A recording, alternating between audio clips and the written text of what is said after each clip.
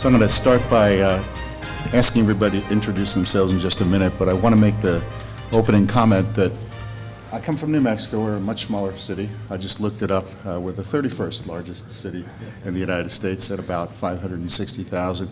We have much smaller businesses in the state, much fewer people, but a little more space to stretch out than Arizona. And we deal with a lot of companies as MSPs. We are an MSP. They don't have a dedicated security force. They don't have a dedicated security person, and generally not a dedicated IT person, nor do they have a CXO of any sort. So a lot of times I hear about the board says this, or we had a discussion with our CFO, and I wonder what it's like to be in that world. Now, in this space, that's different, and there's a lot of that going on. And the reason I bring this all up is not for pity, but it's to make the point that a lot of us as MSPs, we are their CXO, or at least CIO, VCIO staff. We're, if not making decisions, driving decisions, and we're bringing the issues to fore for people who really don't know how to think about these things. They know how to worry, and generally they know how to contain risk, or they wouldn't still be in business. But our job is to keep them in business, hopefully grow their business or help them do so. So when we talk about whether we can be the glue to enable convergence as MSPs or MSSPs, as we see here in the States, a lot of it has to do with bringing this to their attention. I also want to quickly mention that yesterday there was discussion about the difference between MSPs and MSSPs, and I thought about it a little more. Honestly, the quickest answer is that MSSPs don't fix printer problems. They don't deliver hardware, and they rarely ever work with an end user. So as MSPs, we're probably thinking, oh, that sounds cool. But their real problem is that they're where the buck stops for a lot of things that flow uphill from us. So as MSPs, we often interact directly with MSSPs or SOCs or SIMs, which are essentially MSSPs. So that's how we separate that. With all that said, how about your name and who you work with? My name is McClarty. I'm president of PhoenixNap. Oh, yes, you were there. You were there yesterday. Thank you. Very good. Tanya Walters. I'm consulting security engineer with WWT. And WWT is? Worldwide Technologies. Okay. And? I'm Sean Moshir. I'm CEO of CellTrust Corporation. Okay, Sean. And? Good morning, everyone. I'm Jim Hinsey. I work for Kratos Defense. I'm a 3PAO auditor, assessor, and advisor in that space. Isn't that C3PAO? 3PAO. I'm just kidding. Thank you. Third-party audit organization. All right. Yeah. All right. We've done the PhoenixNap a couple years in a row. Yeah, thank you. All right, that's great. I hope we get a chance to touch on how security isn't compliance and compliance isn't security, because that comes up with us quite a bit. So just to get the ball rolling, I want you folks to actually propose the pitch, but let's start just with the question. We're all assuming that convergence of cyber and physical, I mean, that's why we're here, but we're all assuming that that's kind of a done deal. And I think it is. I think that this is happening and it has to happen. But we talked earlier, or the last five folks talked about how they're starting to bring these groups together, and there are advantages and disadvantages to having physical security and cyber in one room. But the very first question as a smaller player, as an MSP dealing with small businesses, is what does it mean? I mean, surveillance cameras, okay, access control, absolutely, maybe biometrics. One of our clients, I walked in during the middle of COVID, during the middle of 2020, and their copier vendor had put together a kiosk that grabbed the temperature with an IR reader when you walked up to it, put it up on a screen. It had other features as well that weren't enabled, and I thought, well, that was quick and clever on their part. Then we got clever too. We decided we could throw it on their MSP contract and manage it and update it. So ultimately, I hope we'll make money too. But what does it mean? What is the actual definition of this physical cyber convergence in your own terms? Start right here. From our perspective, we're a data center operator and owner, and the physical side has always been a key concern. But we also get into the network. We get into DDoS mitigation, other pieces that are ephemeral to that. And over the years, they definitely are more intertwined. We see the attack patterns becoming smarter. And so that level of competency isn't just a physical issue or a physical threat. You have to be very astute that there are other attack vectors, and coordination of those attack vectors usually happen at the same time nowadays, or there are multiple ones that are happening at the same time. And so being able to gather that information and secure it, and also to be able to report on it and do something actionable from it, that's really where I see that convergence happening. To me, convergence is more, we talk about like compliance and security being very different, but they're very intertwined. Compliance to us is really a convergence framework. We have embraced as an organization around compliance, but that drives security practices within the organization. Okay. All right, excellent. So, just kind of a question for anybody. Was anybody at Black Hat last week? Couple of people? Yeah, me too. While I was there, all the vendors, if you guys aren't familiar with Black Hat, it's basically the sales part of a hacker conference, but it's a salesy side. So all of the vendors that were there, hundreds of vendors, are trying to sell through fear, trying to get you to notice, hey, there's a really big problem and you guys need to take care of it, so buy our solution. Because that's what sales does. But one of the things that I heard over and over again were all of the new ways that people are falling victim to various physical aspects of a cybercrime. So in my world, in my opinion, the convergence of physical and cybersecurity comes down to communication. So one of the examples that was thrown out as a new potential problem at Black Hat was, in the past, there have been warnings of people, hackers, bad actors, whoever, taking a handful of USBs, loading them with malware, and just kind of scattering it through a parking lot and seeing, what innocent person picks them up, plugs it in out of curiosity, maybe trying to be helpful. Well, there was a new issue that came out that was kind of announced to some people, is that some new bad actors are putting microtransistors into the ends of LAN cables. And leaving those hanging around, with people, or plugging in one part into a wall, like, hey, here's a gift, look, you can connect to Ethernet cable. So in my mind, that is the first thing that I start thinking of when I think of the convergence between physical and cybersecurity, is not just protecting from those things, but having an awareness, communicating, and then training your end users. It runs the full life cycle. Some of the security vendors hand out safe charging cables now, right? So they're certified, Right. certified safe, made in China. But yes, anyway, go ahead. Sorry, were you done? Okay, I'm Yeah, sorry. yeah, thank you. In our sector, basically, we deal with a lot of financial entities, and that convergence already has happened for us. So part of a lot of the audits and everything else is all required. I mean, looking at the problem, at the breaking it down into fundamentals, we all know when you have physical access to servers, the game is over, right?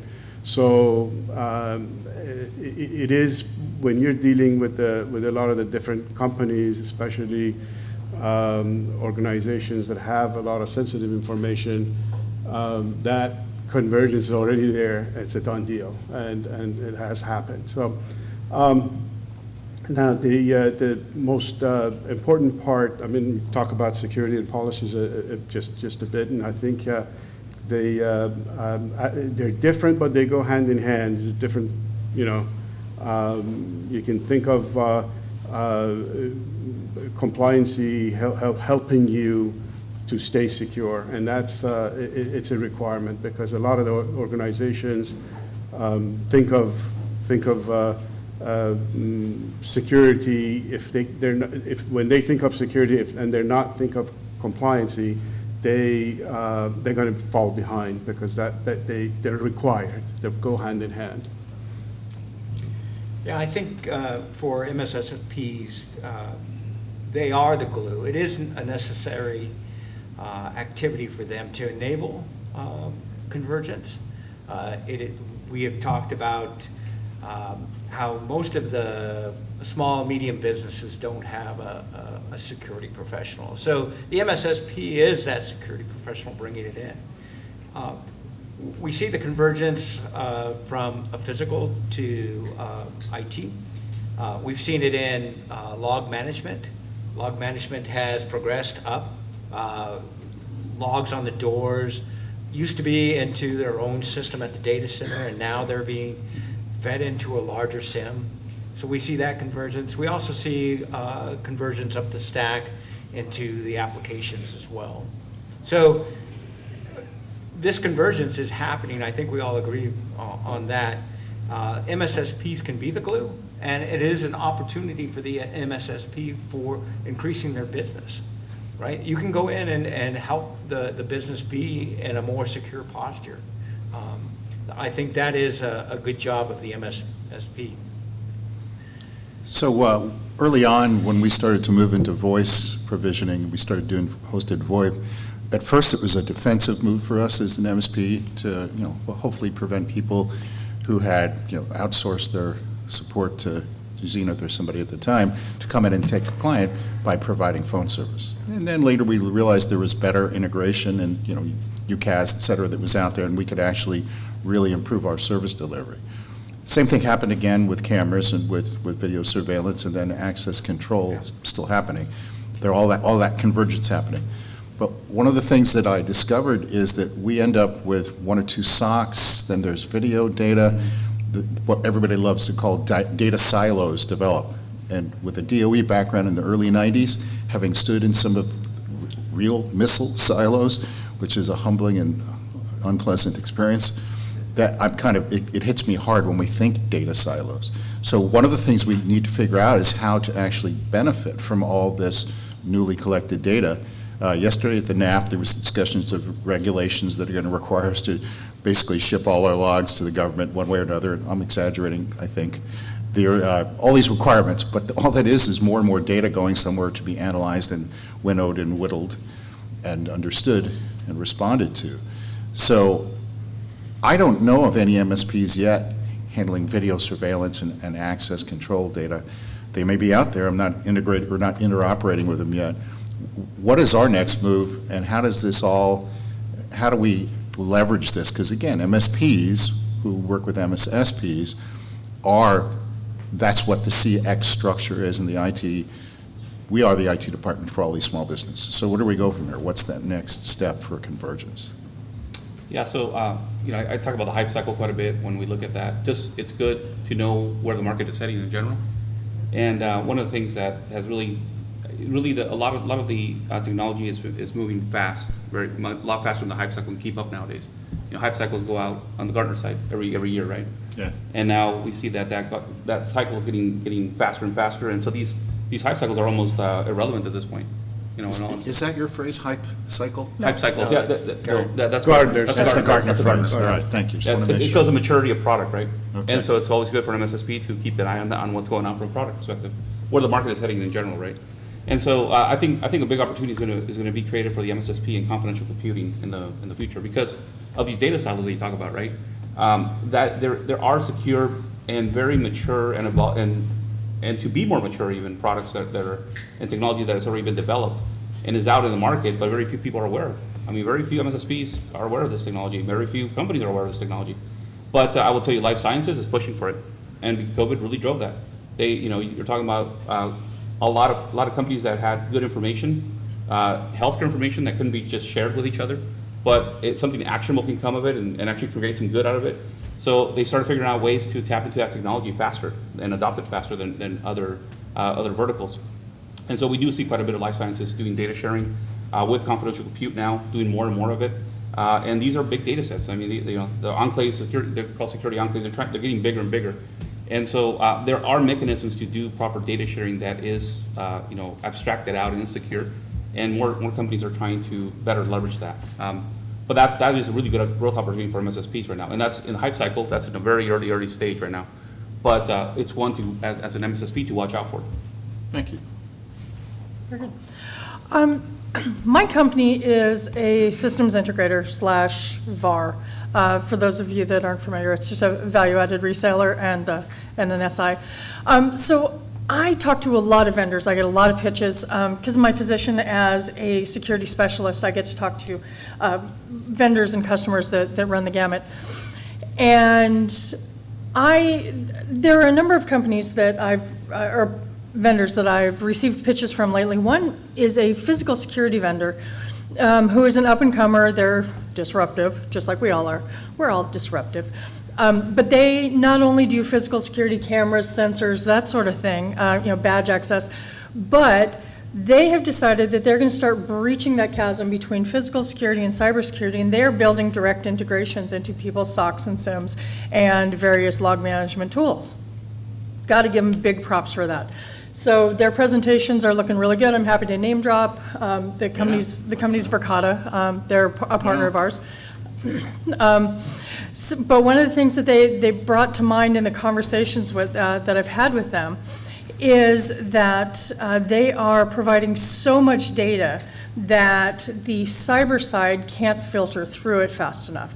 And that's becoming a really big challenge for a lot of cybersecurity companies. So you can have this integration point, you can have all the data in the world, and if we start duplicating and having duplicates and triplicates to send it off to the government, then we end up with an even bigger data storage problem, and there just aren't enough cycles of processing power in the world to filter through it and then get down to what you actually need.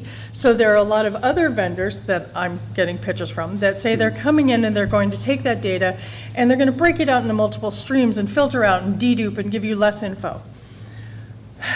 Still ends up with a whole lot of data. So from my vantage point, it really comes down to communication. You have to know what it is that you're looking at, what you have, what you're seeing, and what you can share so that you can have an awareness. But the hardest part is figuring out what's important. Question? Just because I'm intimately familiar with Verkada, Yeah. one strategy that they're looking at is with the IoT edge thing, putting AI models on edge devices. So let's say I have a site where Verkada might have 100 customers, and I'm just using them as an example. Put an edge device there to do the AI processing so that I don't care about every image of every person that comes through. I care about images that have anomalies in it. I care about people acting suspicious. So once I train that model, it helps reduce it so that on the edge, I'm still getting all that data, and it's all accessible, but I'm only filtering back to my SOC and send the relevant data. And then as I build and train those models and I can push them back out, it helps filter out that data before a human has to interact with it. Yep. Yeah, thank you. Thanks for adding that in. Because that is exactly the type of deduping, but it's a dedupe of a physical picture as opposed to a specific log, but exactly that same idea. So we can really take advantage, going off of what you just said, we can really take advantage of AI and machine learning models, but we have to train them. We have to know what it is that we need, what it is that we have, and that goes to the risk and compliance side over here, making sure that we have an awareness of what it is that we need to have, what we need to retain, and then we can train. Your turn. You're up, Sean. Want to grab the mic? Sure. Either one. Either one. How about stereo? We'll get you a stereo. Okay. One of the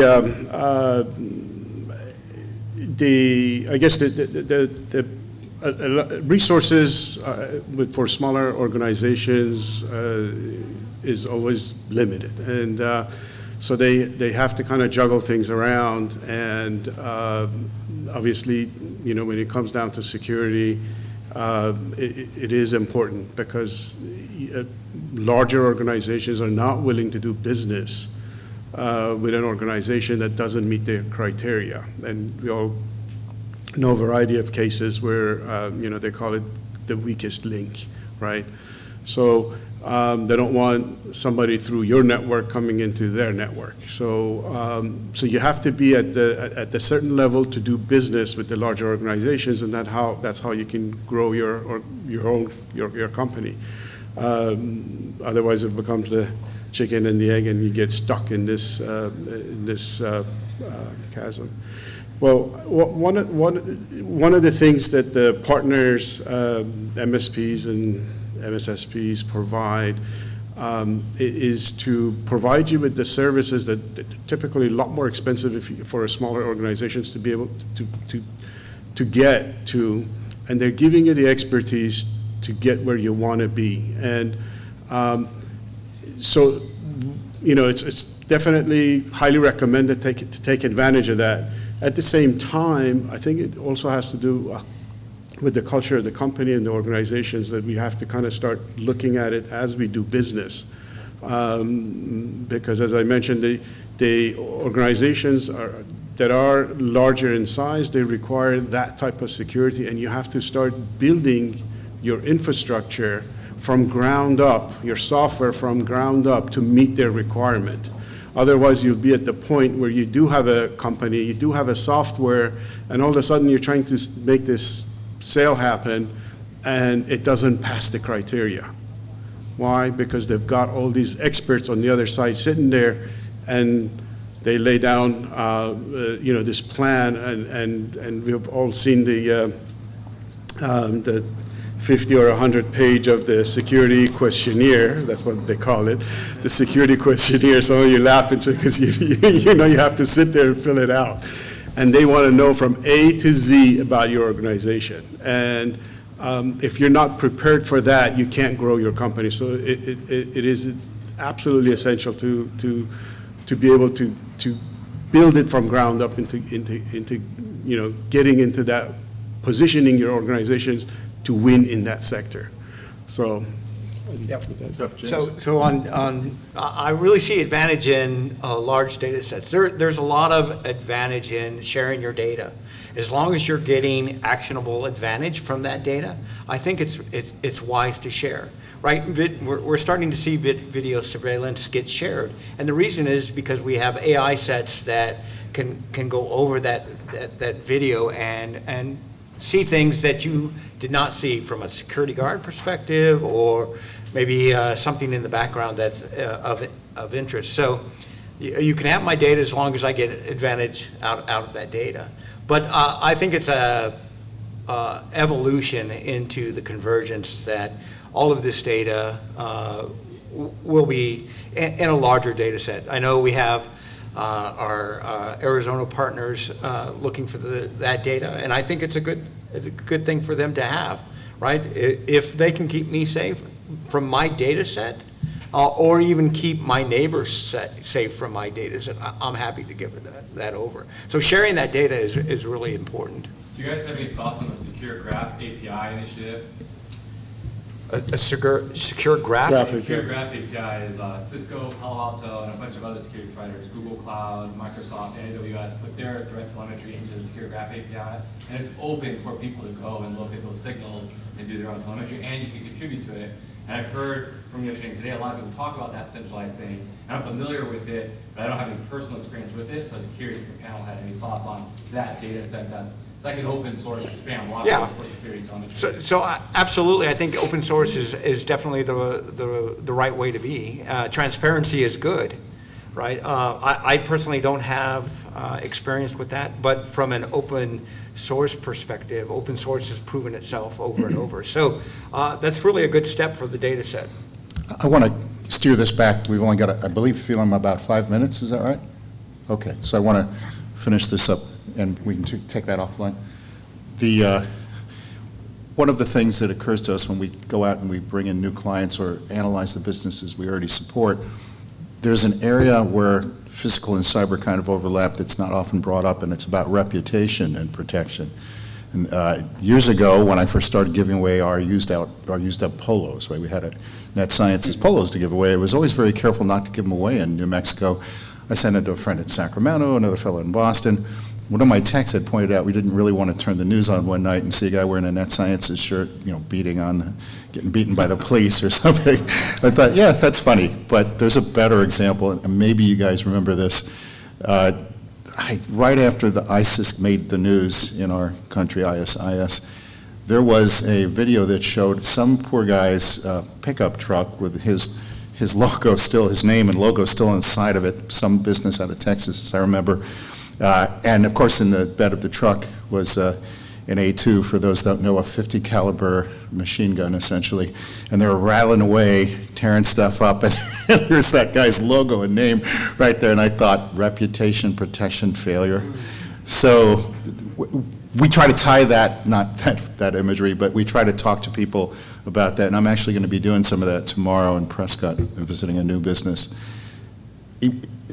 Just to close it quickly, a 1 minute thought maybe on how that fits into this whole world. Well, it definitely is very relevant. Reputation management is everything, right? Thank you. We do see quite a bit of when there's a bit of a breach. I mean, obviously that's a big black eye on organizations, but also even things like last door. You think about very basic ways to treat your employees or just a disgruntled employee. can put a bad reputation that just sticks around. And so there's a whole ecosystem of like companies that are built out on just PR and reputation management now. MSSPs, partnering with some organizations that are specialized in that, not a bad thing, right? Yeah. So I think it's a partnership opportunity versus the MSP making that a core competency. No, definitely not something I want to bring in-house. I believe there's a group here at this show that's part of their remit. Yeah, absolutely. So reputation protection in my world from a security perspective, I got to thank Michael, I'm not sure where he sat down from APS, for bringing up insider threat. That is something that I've definitely been focused on. Insider threat, UEBA, Gartner used to call it UEBA, now they call it insider threat. It is this exact same thing in terms of reputation protection, but looking at it in terms of unhappy employees and what happens when they leave, and are they taking data? Do they still have access to things X, Y, Z? I'll keep name dropping. There are a number of companies that I work with that I think have excellent products in case you guys want to look into this. Code 42, Guracle, two of the best up-and-comers on the market right now. There are a lot of big players that do it, but because insider threat is becoming such a big challenge and making sure that everybody has an awareness, back to knowing what you have and where it's going, even some of the big players in the IT space, the Palo Altos and the Ciscos, they're bringing in their own solutions as well. So it's visible for everyone. Thank you. Sean? Sure, absolutely. Again, some of the advice for organizations that are growing, we closed all of our data centers a few years back and moved them into Azure. And there's a lot of technology. I'm sure all the other providers, Google, Amazon, provide the similar technology. There's a lot of the technology that you actually require regarding some of the securities and the compliancy and so forth is given to you as you move your infrastructure into this clouds. So, and then the next thing is to making sure that the physical and the physical information is also is there and is available, and you can correlate that data.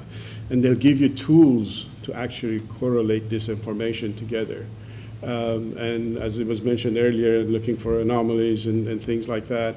So, it's very important to follow these things. And as for example, SOC 2 Type 1 is no longer acceptable by any of the vendors. The only minimum is that they look at SOC 2 Type 2 at this point. And just a show of hands, how many people know the difference? Or okay, just in a very basic format, just real quick, is Type 1 gives you some financial information and controls.